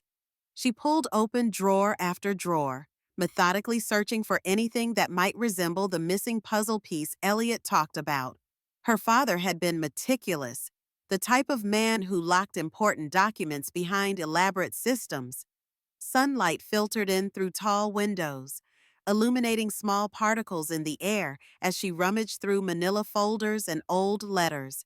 She found routine estate papers, correspondences with business partners, even personal letters from decades past. While it was touching to read her father's old notes, some praising her youthful passion for preservation, it didn't immediately solve the Gavin problem. Then she noticed a locked compartment in the bottom drawer. It had a keyhole, an oddly shaped one. She rummaged through the desk to see if any key was tucked away, but came up empty. A memory tickled at the edges of her mind once. As a teenager, she'd sneaked in to borrow a book and found a peculiar brass key lying on the desk. Could that key be hidden somewhere else now? She combed through drawers in the adjoining cabinet, feeling the underside of shelves, tapping for hollow spots. Nothing? Frustrated, she paused to gather her thoughts. Her father had always been a believer in redundancy. If there was a key, perhaps there was also a backup. She studied the lock more closely, noticing it was an older mechanism. Her father had an affinity for antique locks, a nod to her architectural interests. Maybe the key was hidden in a place that was equally nostalgic. Suddenly, her gaze landed on the fireplace. An ornate mantel ran across its top, carved with classical motifs. She remembered Harlan once telling her about a time capsule behind the mantel, something he placed there when he first renovated the study. Heart pounding, she grabbed a flashlight and carefully inspected the underside of the mantel. Sure enough, after a minute of searching, her fingers grazed a small taped object. She pried it loose. It was a tiny envelope taped with old-fashioned black electrical tape. Inside lay a tarnished brass key. Charlotte let out an incredulous laugh. "Dad, you never did anything halfway, did you?" she murmured. The key matched the shape of the desk's lock almost perfectly. Her heart quickened as she hurried back to the drawer and inserted it. With a satisfying click, the compartment opened. Inside were two things, a slim USB flash drive and a folded note. The note read, in her father's steady handwriting, "If you've come this far, it means you're ready. This drive holds the truth that cannot be denied. Use it wisely." H.R. Charlotte's eyes misted with tears of gratitude. She clutched the USB, suspecting it might contain the definitive evidence to bring Gavin down. Charlotte wasted no time. She rushed to her laptop, heart pounding, and inserted the USB drive. After a brief moment, a folder appeared on the screen labeled Project Lighthouse. She opened it to find a series of subfolders, some named after real estate ventures she recognized, others with cryptic labels like Shell Co.A. and Channel Invest. The deeper she went, the more convinced she became that this was a comprehensive archive of Gavin's shadowy dealings. Apparently, her father had commissioned private investigators or data analysts to track every suspicious transfer. Her eyes skimmed over spreadsheets showing dates, amounts, and accounts. She saw references to foreign banks in the Cayman Islands, Luxembourg, and even Singapore, all tied to shell corporations Gavin had quietly formed. These records didn't simply hint at misconduct, they spelled it out in unequivocal detail. The sums were staggering, tens of millions funneling through back channels. Some transactions coincided with known investor payouts that Gavin had boasted about publicly, but it was clear now they were financed by new clients in a Ponzi-like structure. There were also PDF files containing email correspondences between Gavin and unidentified parties. She clicked one labeled Private Investment 2020. Her stomach flipped as she read Gavin's smooth assurances that he could launder significant sums under the guise of real estate investments. The language was careful, but the intent was unmistakable. It was criminality in black and white. A wave of conflicting emotions washed over her. Relief that she finally had the smoking gun Elliot needed. Rage that Gavin had so thoroughly manipulated their life together to fund these illicit schemes. Fear that the dangerous people linked to these documents would want to silence her. Yet, overshadowing all that, she felt a fierce sense of responsibility. This was her chance to break free from the tangled web Gavin had ensnared her in, to clear her own name by showing she was never part of his con. Just then, her phone rang. Elliot again, with trembling fingers. She answered. Elliot, I found something. A USB my father left. It's insane. It's everything. He paused, sounding both excited and cautious. Send me a secured copy. Use the method I gave you. We can't risk this being intercepted. Once I review it, I'll contact the feds. This could be enough to indict Gavin on multiple counts. She nodded, adrenaline surging. Okay, I'll do it now. Before hanging up, she added, Elliot, there's a risk. We both know the kind of people behind these accounts. If they suspect we have this evidence, they might come after me, or you, or even Morgan. His tone softened. I'm aware. I'll talk to my contacts in the FBI. We'll expedite a protective measure. For now, just keep your sister close, keep the security detail, and get me that data. After the call, Charlotte carefully encrypted and uploaded the files to Elliot via a secure link. She couldn't help but notice her hands shaking. It felt like she was lighting a fuse once this information was in the right hands. There was no turning back.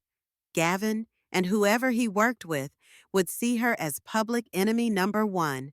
And yet, she also felt a spark of pride. For too long, Gavin had robbed her of her agency. Now, she was taking it back in the most definitive way possible. The next morning, Charlotte woke to her phone vibrating incessantly with incoming texts and missed calls. At first, her heart lurched, fearing the worst, but as she scrolled through the notifications, she realized it wasn't an attack, it was an avalanche of information. Multiple news outlets were reporting an imminent federal crackdown on a large-scale financial fraud scheme believed to involve high-ranking investment managers in New York. While no names were confirmed yet, the swirling rumors pointed toward Gavin's sphere. Morgan, already awake, rushed into the bedroom with a laptop in hand. Char, you've got to see this, she said, eyes wide with a mix of excitement and anxiety. She showed Charlotte a national business channel featuring a headline, Major Wealth Management Firm Under Investigation Sources, Say Embezzlement and Money Laundering. Alleged, the anchor spoke of sealed indictments of top executives possibly facing arrest. Charlotte sat up, rubbing her temples. Did Elliot mention when they'd officially named Gavin Morgan? Nodded. He texted me at dawn. Says the feds want to keep it under wraps a bit longer, but apparently they moved fast after receiving your father's files. Gavin's name came up more than once. Elliot expects an arrest warrant could be issued in days or even hours once they confirm certain details. A swirl of triumph, relief, and dread coiled in Charlotte's stomach. She recalled the look in Gavin's eyes at the condo event, the unspoken promise that he wouldn't go down easily. We can't let our guard down, she reminded Morgan. He might get desperate. By noon, Elliot finally called. We have cause to believe Gavin is on the verge of fleeing, he said, voice tight. My contact in law enforcement says he's liquidating what he can. Cryptocurrency, overseas accounts. They think he's preparing an escape route. The FBI is coordinating, but it's a matter of timing. Charlotte's breath caught. What about the Montauk condo fiasco? Could that slow him down? Potentially, but he knows it's a lost cause now. Elliot explained he might cut his losses. There's also the rumor that he's seeking false passports for himself and Sloan Mercer. The idea of Gavin running off into the sunset with Sloan, especially after everything he'd done, enraged Charlotte. But beyond her personal anger, she worried about justice for the countless victims of his scheme. What can we do? She asked quietly. Stay put. Keep safe. The FBI might need your testimony, along with any direct statements connecting Gavin to the crimes. That USB gave them enough to build a case. but they want to ensure they can seize him before he disappears. She paced the living room, recalling how many people she'd once seen praising Gavin, trusting him with their money, believing in his financial genius. "I'll help in any way I can," she said. "He doesn't get to ruin more lives and walk away." After the call, she and Morgan doubled down on security measures. They arranged for a second car to be kept in a garage under a different name, just in case they needed to move quickly. Charlotte also packed essentials in a small suitcase, a sobering reminder that her life could be upended if things escalated. Every time she heard a car drive by, her heart fluttered with apprehension. But underlying all the fear was an unyielding resolve she held the key to bringing Gavin down, and she wouldn't relinquish it. The day's tension peaked around sunset when Charlotte received a frantic phone call from Jack Layton. His voice trembled with either panic or exhaustion, possibly both. "Charlotte, you're not going to believe this. Gavin knows about the USB?" She felt a jolt, gripping the phone tighter. "What do you mean? He knows." I overheard him yelling at Sloane. "Something about your father's files surfacing. He was in a rage, claiming you're working with the feds to nail him. He's desperate. Charlotte." Her pulse quickened. "How did he find out about the USB?" "We kept it secret. Only Elliot and law enforcement know." Jack let out a shaky sigh. "Gavin's got connections. Maybe someone in the FBI or law offices leaked it. Or maybe he just put two and two together after that fiasco at Montauk. Either way, he's convinced you have the final evidence that can destroy him." A knot formed in her stomach. She remembered the threatening phone calls, the mysterious watchers at the condo, the idea that Gavin might try a last-ditch, possibly violent tactic made her grip the phone so hard her knuckles went white. "What else did you hear?" "He's planning to confront you, or corner you. He mentioned something about a remote property. He might try to force you to hand over the USB or sign some retraction. It's nuts, but he's not thinking straight." Charlotte rubbed her forehead. "We don't have the physical USB anymore. It's with Elliot's secure stash. We only have copies. But if he corners me and tries to do something drastic—" Jack's voice dropped to a whisper. "Get out of sight if you can. Don't let him catch you alone. I'm sorry. I can't do more without risking myself. I have a family. Charlotte." She thanked him for the warning, the phone call ending with a foreboding click. She immediately found Morgan. "We might have to leave for a while. Jack says Gavin's unhinged." Morgan blinked, glancing around the comfortable living room that had once felt so safe. "Where do we go?"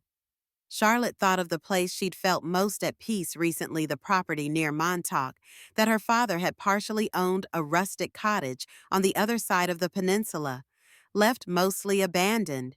Maybe the last place Gavin would guess they'd run to. Ironically, it lay near the same shore Gavin had wanted to claim with Sloane. She told Morgan her plan hide in plain sight, ironically in Montauk, but at a property Gavin might not know existed. Morgan hesitated. "Shouldn't we inform Elliot? Or the FBI?" "Yes, we will," Charlotte said.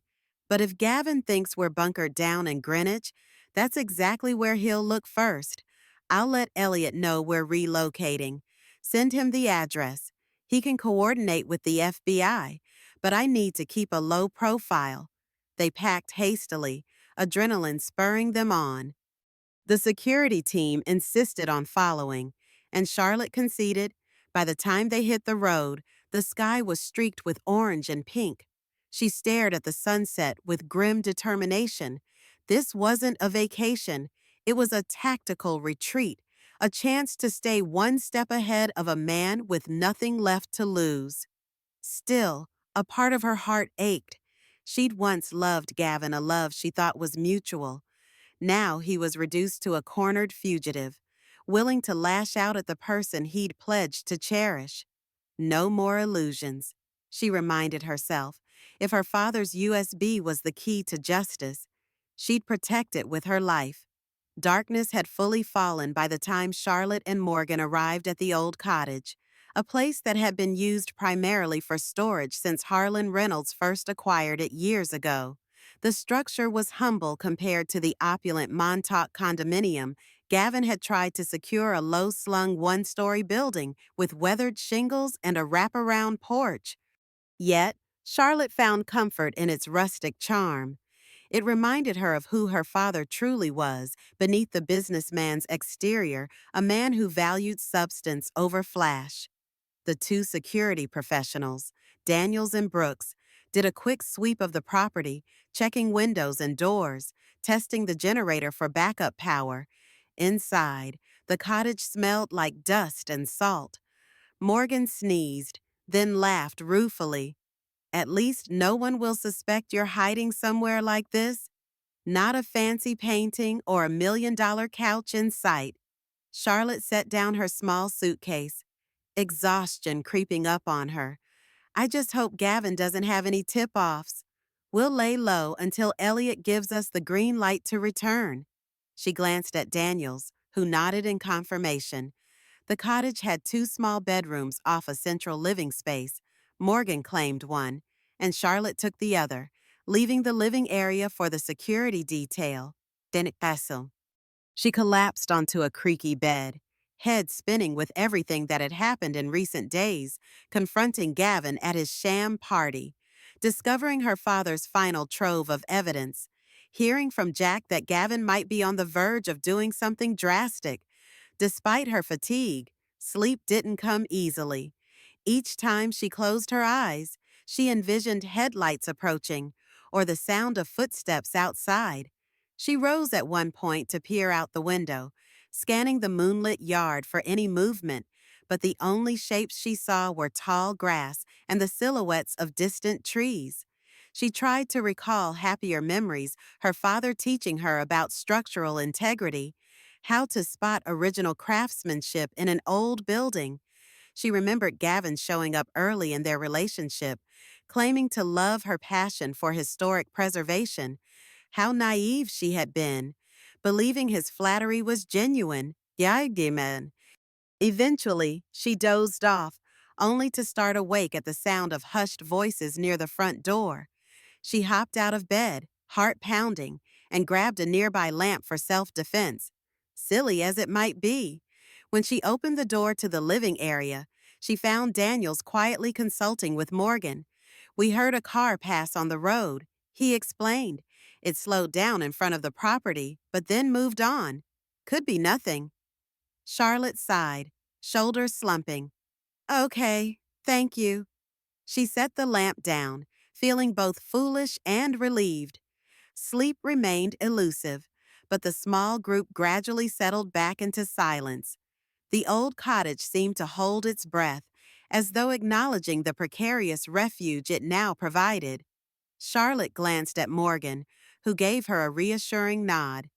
In that moment, Charlotte silently thanked her father for anticipating so much, even if he hadn't specifically planned for her to hide out here. He'd left her the means to survive and to fight. Morning broke with a haze of gray light, fog drifting over the shore near the cottage. Charlotte stepped outside onto the porch, inhaling the damp air that smelled of seaweed and wet timber. She clutched a mug of instant coffee, far from gourmet, but comforting in the chill. Despite her restless night, the rugged beauty of the coast offered a small sense of calm. Morgan joined her, wrapping a sweater tight around her shoulders. Any word from Elliot yet? She asked, voice subdued. Charlotte shook her head. Not since midnight. He said the FBI was close to making a move. We just have to wait. The security detail, Daniels and Brooks, emerged from the cottage carrying smartphones and walkie-talkies. Daniels cleared his throat. We'll do another perimeter check in daylight. If you need to go anywhere, let us know.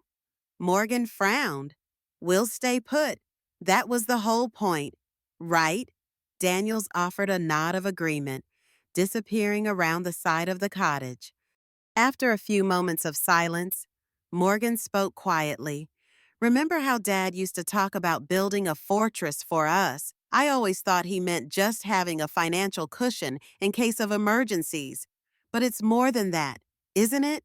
Charlotte stared at the fog, her mug growing cold in her hands. Yeah, it's definitely more. It's a fortress of knowledge, of proof. He didn't trust Gavin from day one, so he documented everything. He gave me an escape route I never thought I'd need.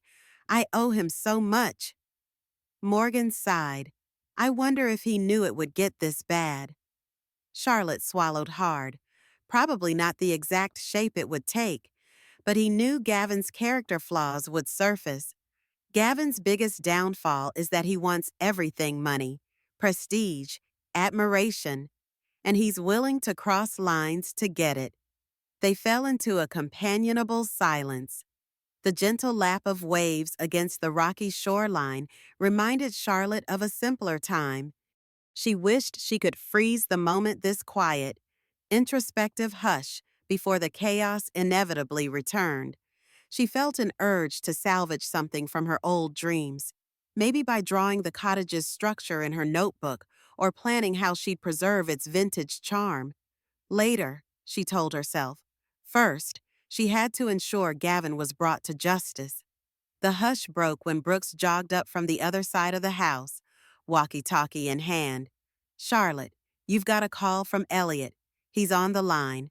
Her pulse jumped. She handed Morgan her coffee and went back inside. Sitting at the small table in the cottage's living area, she took the call on speaker so Morgan could listen. Elliot's voice was tinged with urgency. Charlotte, the FBI has an arrest warrant for Gavin. They're coordinating with local authorities, but they can't locate him. Early this morning, he withdrew cash from a Manhattan bank and vanished. Charlotte's hand tightened around the phone. What about Sloane? Did she disappear too? They've lost track of her as well. Look, you need to remain in hiding. We suspect Gavin might try to confront you directly if he realizes law enforcement is closing in. Send me your location so I can let the FBI know if they need to protect you. She hesitated only briefly before confirming her whereabouts. We're at the old family cottage near Montauk. It's remote, but we have security. Elliot's tone softened. Hold tight. This could get intense. The day dragged on, each hour feeling interminable as Charlotte and Morgan awaited further news. Elliot texted sporadic updates. The FBI had raided Gavin's primary office, confiscating computers and documents. Several of his colleagues were taken in for questioning, including Jack Layton, who seemed cooperative. Yet, Gavin himself had slipped away like a phantom. A handful of phone pings placed him in various parts of the city, then near the suburbs, but he was always gone by the time agents arrived. Charlotte couldn't help feeling a pang of guilt, recalling the early years of their marriage when she'd prided herself on Gavin's resourcefulness. Now that same cleverness was being used to evade the law. She replayed memories of their wedding day, the way he'd promised to cherish and protect her, tears in his eyes, how easily those vows had crumbled. Late in the afternoon, Morgan decided to distract them by cleaning the cottage's dusty corners. Charlotte joined in, sweeping floors and wiping down counters. The mundane task felt grounding, a way to reclaim some control in a situation that felt otherwise chaotic. Meanwhile, the security detail patrolled the perimeter, radios buzzing occasionally with check-ins. At one point, Daniels knocked on the cottage door with a grim look. There's a black SUV parked about a mile down the road. Could be a random tourist, but we've seen it pass twice. Charlotte's heart pounded. Do you think it's Gavin? Daniels shrugged. Not sure. We can't legally confront them unless they trespass. But stay inside. Keep the doors locked. Morgan locked the door behind him, anxiety simmering in her expression. He might try to force our hand. Char, he wants that USB or some guarantee we won't share it. But we already did. Charlotte nodded, rubbing her arms as a chill settled over her. He doesn't know that we don't physically have the original. I'll bet he wants to destroy the drive or threaten me into silence. If that black SUV is him, he could be building up the nerve to make a move. As evening approached, the tension was palpable. Every rumble of an engine or snap of a twig made Charlotte jump. She attempted to call Elliot again, but his line went to voicemail, likely he was buried in frantic communications with the authorities. Morgan tried to stay upbeat, offering to cook a simple meal from the tinned goods they'd found in the cottage's pantry, but neither of them had much appetite. In the quiet that followed, Charlotte sank into the worn couch, staring at her phone, half expecting Gavin to call or text. Instead, the only message that came through was from an unknown number. "You can still end this easily. Give me what I need." She showed Morgan, hands trembling. "It's him. He's definitely out there." Morgan squared her jaw, anger flaring in her eyes. "Well, let him come. You're not alone, and we're not backing down." But Charlotte felt a knot of fear in her stomach. She wondered if no matter how prepared they were, Gavin might still have the upper hand in a direct confrontation. After all, the man knew how to manipulate situations and people, and he might not be acting alone. She silently prayed the FBI would find him before he found them. Night fell hard and fast, shadows swallowing the area around the cottage. Daniels and Brooks stationed themselves near the front windows, scanning the darkness for any sign of movement. Morgan and Charlotte double-checked that all doors were locked and the curtains drawn. An uneasy hush settled in. The only light in the cottage came from a small lamp in the corner and the glow of their phones. Around 9 o'clock, Charlotte's phone rang. A jolt of adrenaline shot through her, and she snatched it up. Maybe it was Elliot, but the caller ID was unknown. She swallowed, hesitating. Morgan nodded at her, mouthing, "You can do it." With a trembling hand, Charlotte pressed answer. Hello silence at first, then a hushed, familiar voice. "Charlotte, we need to talk, face to face." She closed her eyes. "Gavin," a low chuckle. "So you're hiding out in dear old Daddy's little shack by the sea. Did you think I wouldn't find you?" Her heart pounded, but she kept her voice steady. "I don't want to talk to you. The FBI is after you. Gavin, turn yourself in." He scoffed. "I'm not turning myself in. Not when you've set me up to take the fall. You have no idea how many people I owe answers to, and they're not the forgiving type. That USB drive you gave the feds puts a target on my back. They think I ratted them out. It's your fault." She bristled at the accusation. "Your crimes are your fault. My father just documented them. I only handed over the truth." A tense silence. She thought she heard muffled breathing. Then he spoke in a low rasp. "I'll make you a deal. Let me come in, talk this through. Otherwise, I guarantee you'll regret it. People are whispering that you and Morgan might meet with an accident." Do you really want that rage flared in Charlotte's chest, mingling with fear? "You think threats will work? We have security here. Gavin, you come near this cottage, you'll be arrested." He let out a bitter laugh. "Security hired guns won't protect you from everything. But fine, if that's how you want to do it. Just remember, I tried to end this peacefully." The line went dead. Charlotte stood there, phone still pressed to her ear, heart hammering. When she finally lowered the phone, Morgan's eyes were wide. "What did he say?" She relayed the conversation, voice trembling by the end. Daniels and Brooks exchanged a worried glance.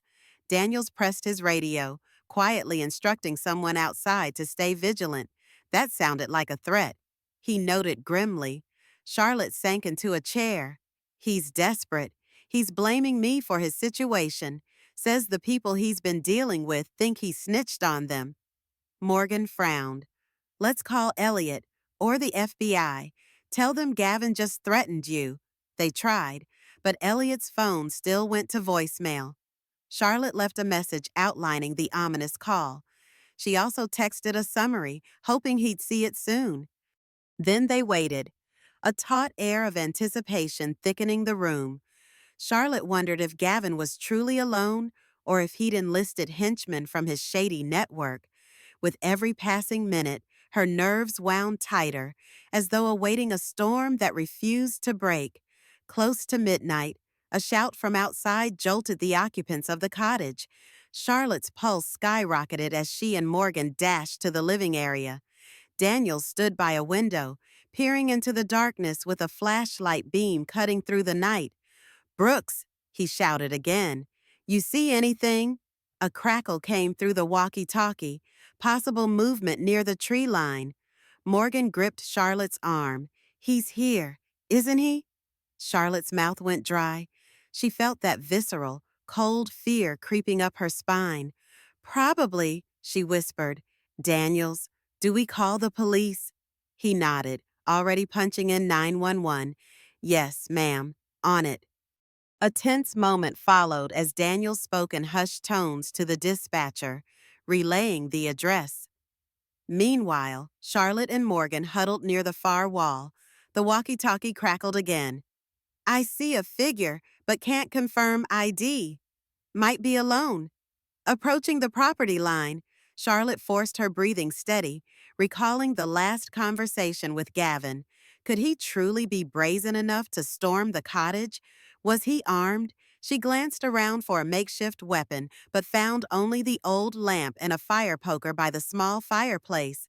Morgan grabbed the poker, holding it with a determined expression. Then came a voice from outside, low, carrying a note of desperation. "Charlotte, come out here." She froze. It was definitely Gavin, though his tone sounded more frantic than threatening. Daniel signaled for them to stay put, raising his own firearm. Brooks's voice came again over the radio. "He's unarmed as far as I can tell. Getting closer?" Through the window, Charlotte could barely see the silhouette of a man standing near the porch steps. The moonlight cast an eerie glow, but she recognized Gavin's tall frame, his posture hunched with tension. She felt her heart hammer, a swirl of anger, betrayal, and sorrow all at once. "This is the man I married," she thought, "and now he's outside, lurking in the dark, like some intruder." Gavin's voice rose. "I just want to talk, Charlotte." "Damn it, you owe me that." Morgan met Charlotte's gaze, giving a subtle shake of her head. "Don't go out there."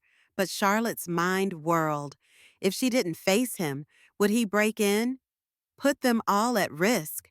She remembered Elliot's words about letting law enforcement handle it, but the police might not arrive for several more minutes. Gavin was close enough to do damage now. Daniels whispered, "Ma'am, do not engage. Let me or Brooks talk to him." Yet, Charlotte's anger flared. She marched to the front window, pulling the curtain aside just enough to see Gavin clearly. "You don't get to demand anything from me anymore," she yelled through the glass. "I'm done protecting you." He took a step forward, face illuminated by a porch light. She saw he looked ragged, eyes bloodshot, hair disheveled. "They'll kill me if I don't fix this," he rasped, voice raw. "You're the only one who can." Conflicting emotions tore at Charlotte. This was not the confident, arrogant Gavin she once knew. This was a desperate man at the edge of ruin. But she couldn't pity him, not after all he'd done. She steeled herself, refusing to move closer to that door. The standoff continued, tense and fraught. Gavin stood outside the porch, pacing like a caged animal. Inside, Daniels maintained a defensive position, weapon discreetly readied. Morgan hovered behind Charlotte, still clutching the fire poker. Somewhere in the distance, sirens sounded finally, a sign that local authorities were on their way, but Gavin didn't seem inclined to wait. He looked up again, addressing Charlotte through the closed door. "I know you gave the feds something files. Data? They're using it to build a case against me. I need you to retract it. Say it was fake, or destroy it. They'll believe you." Charlotte clenched her fists. You're delusional if you think I'll do that. You gambled with people's livelihoods, maybe their lives. You used me. He slammed his palm against the porch rail in frustration. You don't understand the scope of what's happening. These people I laundered money for, they think I flipped on them. They'll come after me, and they won't stop with me. They'll target you, your sister, anyone close to you, and I can't protect you anymore. A flicker of genuine fear laced his voice, causing Charlotte's resolve to waver for just a second.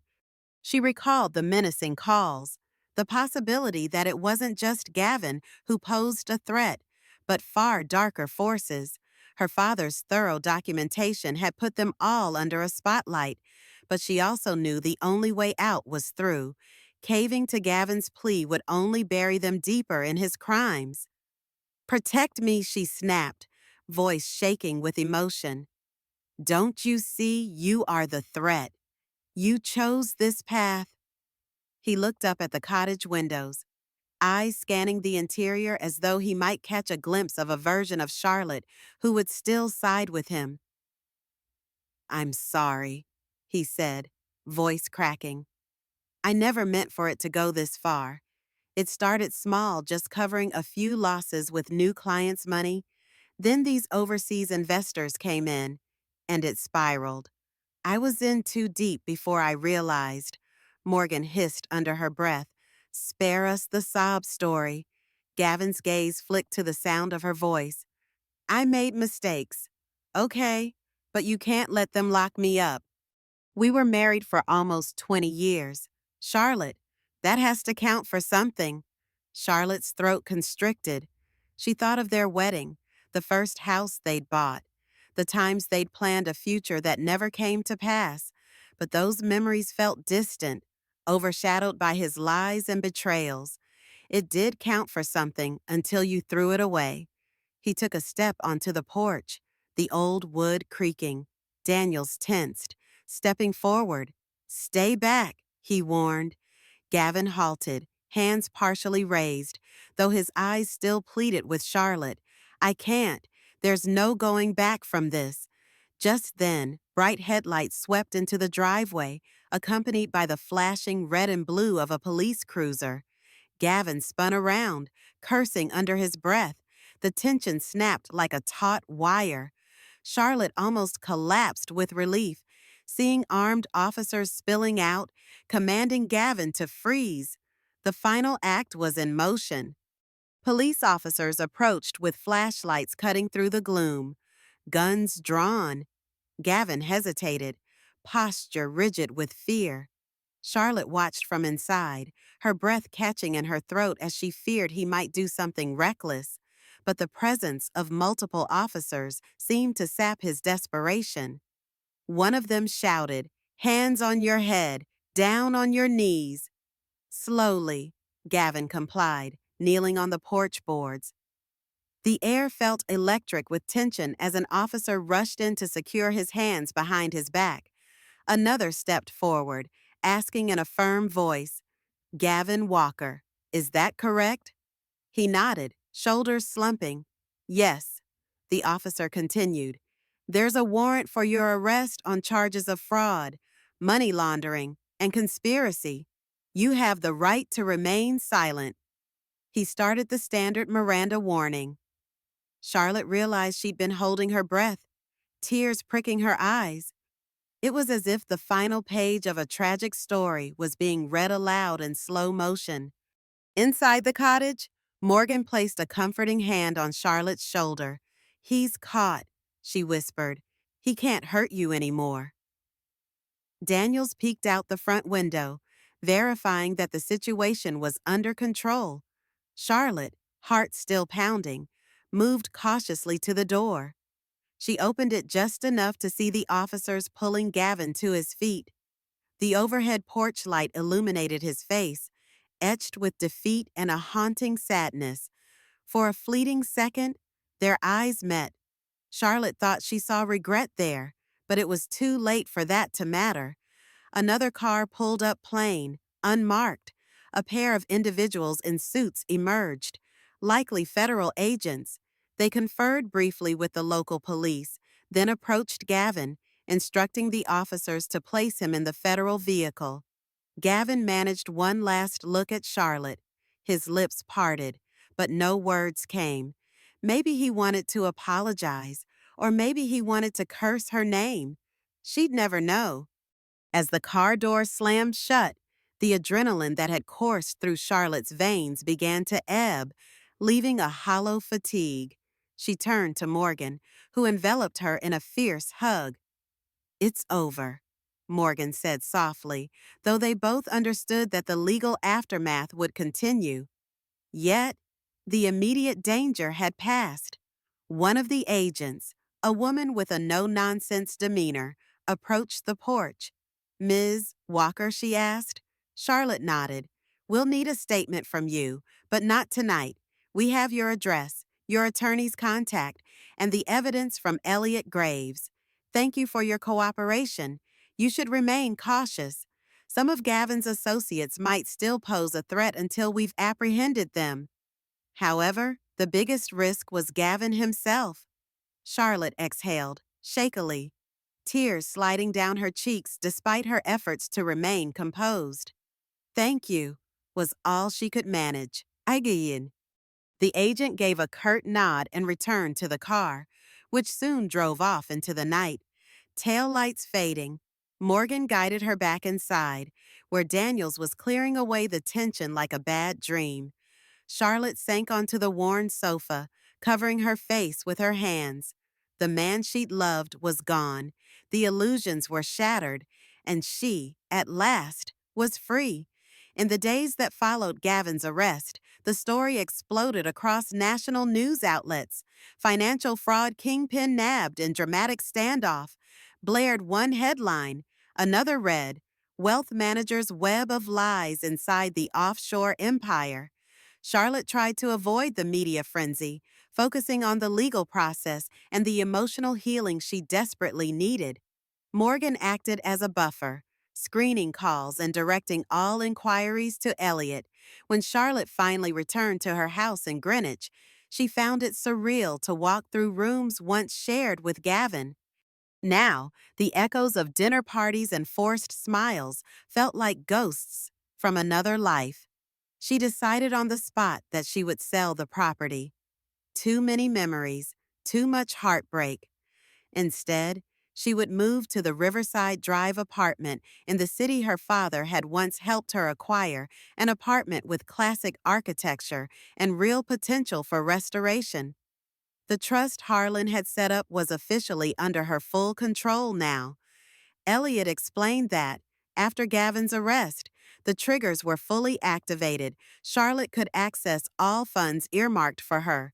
She viewed it less as an inheritance and more as a responsibility, her father's final message that she should rebuild her life on her own terms. One afternoon, as she sat in her father's old study, sorting through the last of his papers, she stumbled on an envelope labeled, "To Charlotte, Post-Vindication." Inside was a letter in her father's handwriting. "My dearest Charlotte, if you are reading this, then I can only assume Gavin's true nature has come to light. I never wanted to undermine your marriage or question your judgment. I merely wanted to be sure you were protected if my instincts proved correct. Do not let this betrayal define you. You have always been more than Gavin's wife. You are an architect of dreams, a guardian of the past, and a builder of the future. May these resources grant you the freedom to reclaim the passion you once had. Let this be your new beginning. H.R." Tears blurred her vision as she finished reading. Her father's words resonated like a benediction, urging her to seize the second chance she never expected. Folding the letter gently, she pressed it to her heart. A builder of the future. The phrase awakened something within her, the same drive she'd felt in her younger years, sketching historic facades, planning how to restore old buildings to their former glory. That evening, Morgan and Elliot joined her for a quiet dinner. Over takeout containers spread across the kitchen island, they discussed the next steps. Gavin's trial could take months, maybe longer, especially if he turned state's evidence against his co-conspirators. Elliot assured Charlotte that her own legal standing was solid, thanks to her father's thorough documentation. Morgan, sipping tea, raised an interesting point. You've got the finances now. Char, what if you start that preservation foundation you always dreamed of? Not just for old buildings, but to help women who faced financial or marital ruin start fresh. The idea hit Charlotte like a breath of crisp air. She remembered the ache in her chest when her credit cards were declined at the pharmacy, the humiliation, the terror. Countless others, especially women, might be enduring similar betrayals.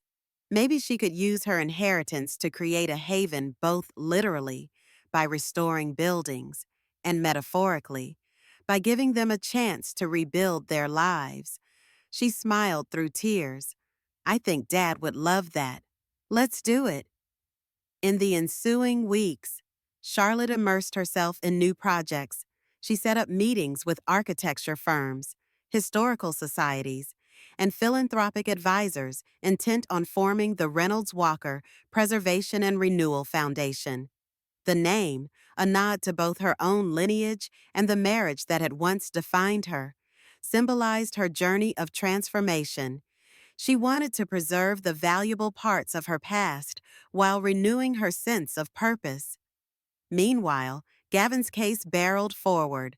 Prosecutors piled on evidence from the USB drive, from Jack Layton's testimony, and from the finances Charlotte and her father had meticulously documented. Sloan Mercer reappeared in the tabloids, rumored to be cooperating with authorities in exchange for leniency. The tangled web of offshore accounts and unscrupulous investors proved deeper than anyone realized. At least a dozen individuals faced potential indictments. For Charlotte, the press inquiries became a nuisance, with reporters clamoring for her victim's story. Elliot advised her to maintain a dignified silence, occasionally issuing short statements confirming her willingness to aid law enforcement. She had no desire to turn her pain into spectacle. The morning talk shows that once might have enticed her now felt irrelevant. Her focus was on building a future. Morgan stood by her side through it all, helping oversee the sale of the Greenwich home. They staged it just enough to fetch a decent price, not wanting to linger over the emotional baggage embedded in every corner. One by one, Charlotte packed up the remnants of her life with Gavin wedding photos, souvenirs from trips, gifts he'd once lavished upon her. She donated most of it, throwing away anything that dredged up too much pain. When the house finally sold, she felt a surprising lightness, as though shedding a heavy, ill-fitting garment. Her new living quarters in the Riverside Drive apartment were modestly furnished. At first, she wanted to restore the pre-war details before settling in fully. Each day, she'd wake to a view of the Hudson River, grateful for a fresh start. Some nights, she'd lie awake, reflecting on her father's words and how eerily prophetic they'd been. He had known Gavin was a risk from the start. She'd loved him anyway, and maybe that was her strength as much as her flaw, the capacity to believe in someone deeply. One afternoon, while scanning the foundation's early paperwork, Charlotte received a call from the prosecuting attorney on Gavin's case. He wanted to let her know Gavin had officially pled not guilty at the preliminary hearing, but seemed open to a plea deal if it meant shaving years off his potential prison term. Charlotte ended the call with a mixture of relief and sorrow. Gavin was finally facing the consequences he'd tried so hard to escape. But the man she had once cherished was gone. That evening, she stood at her apartment window, sipping tea. She thought about all the heartbreak, the danger, the illusions. Yet, here she was still standing, still dreaming. Harlan Reynolds had built a fortress for her, but she was the one choosing how to use it. 6 months later, Charlotte found herself at the official launch of the Reynolds Walker Preservation and Renewal Foundation. The venue was a grand, century-old townhouse in Manhattan that she had personally overseen for restoration. Ornate moldings, stained glass windows, and polished parquet floors glowed under the warm lighting. It was the perfect symbol for what she hoped her foundation would achieve, taking something with history, scars and all, and making it shine anew. Morgan flitted around, greeting guests, her natural charisma putting everyone at ease. Elliot was there too, quietly proud, having helped Charlotte navigate legalities and the trust's complexities. They'd invited local women's shelters, historical society members, and philanthropic donors who shared a passion for giving second chances to buildings and to people. In a side hallway, Charlotte paused before an old mirror, adjusting the collar of her navy blue dress. She smiled at her reflection, thinking how far she'd come from the timid spouse who used to hide behind Gavin's ambitions. Now she was forging her own path, honoring her father's legacy by becoming precisely what he'd known she could be, a fierce advocate for preservation in more ways than one. Just then, she felt a gentle touch on her arm. Turning, she saw the prosecuting attorney from Gavin's case. He'd come to show support and possibly share news. They stepped aside for a private conversation. "We have a trial date," he said quietly. Gavin's attorneys are arguing he was coerced by bigger players, but the evidence is overwhelming. It could be a lengthy sentence. Charlotte took a measured breath. The saga wasn't fully over trials, appeals, sentencing, but she'd already fought the hardest parts of the battle. "I understand," she replied, voice steady. "Thank you for keeping me informed. I trust the system to handle it." He smiled sympathetically. "You've shown remarkable resilience, Ms. Walker, or should I call you Ms. Reynolds?" Her gaze shifted to the elegant wallpaper of the restored townhouse. "I've gone back to using Reynolds mostly, but I keep Walker as a middle name for now, a reminder of where I've been." After he excused himself, Charlotte rejoined the main gathering. Morgan led her to a small stage area where a microphone stood. It was time for Charlotte's short speech, the official inauguration of the foundation. She felt her heart flutter with anticipation, recalling how public speaking was always Gavin's realm. But tonight, she belonged here more than ever. Taking the mic, she looked across the crowd of supporters, staff, and a few curious journalists. "Good evening," she began. "Thank you all for joining me to celebrate something I've dreamed of for years, a foundation that preserves historical beauty while helping those who need a second chance. My father taught me that every building has a story, even if it's been scarred by time or neglect, and I've learned that the same is true for people. We can restore, rebuild, and emerge stronger. We can choose to honor our past while forging a better future." Polite applause rippled through the room. In that moment, Charlotte felt an overwhelming sense of peace. The illusions Gavin had woven were gone, replaced by a truth she could stand on. She had weathered betrayal, confronted danger, and found her voice again. And as she gazed at the gleaming fixtures and the appreciative faces, she realized she was finally, unequivocally, home. In the end, she understood that some wars aren't fought for victory, but for freedom. The ashes of her former life lay scattered behind her trust broken, illusions shattered, a past she could never reclaim. Yet from those ashes, something unexpected had emerged, a strength she'd forgotten existed, a courage shaped by pain and sharpened by betrayal. It had cost her dearly. Love, security, certainty all burned away in the harsh fire of truth. But amid the ruins, she discovered clarity and purpose, a fierce resilience forged from wounds once thought unbearable. Now, standing alone beneath the soft glow of twilight, the quiet hum of the ocean like a gentle heartbeat behind her. She felt peace. The journey had been brutal, yet it taught her that true strength isn't in hiding scars, but in letting them speak. For every ending held within it a new beginning, every darkness the promise of dawn. She gazed out at the horizon, endless and uncertain, and wondered softly into the fading day. What would you have done if you were me?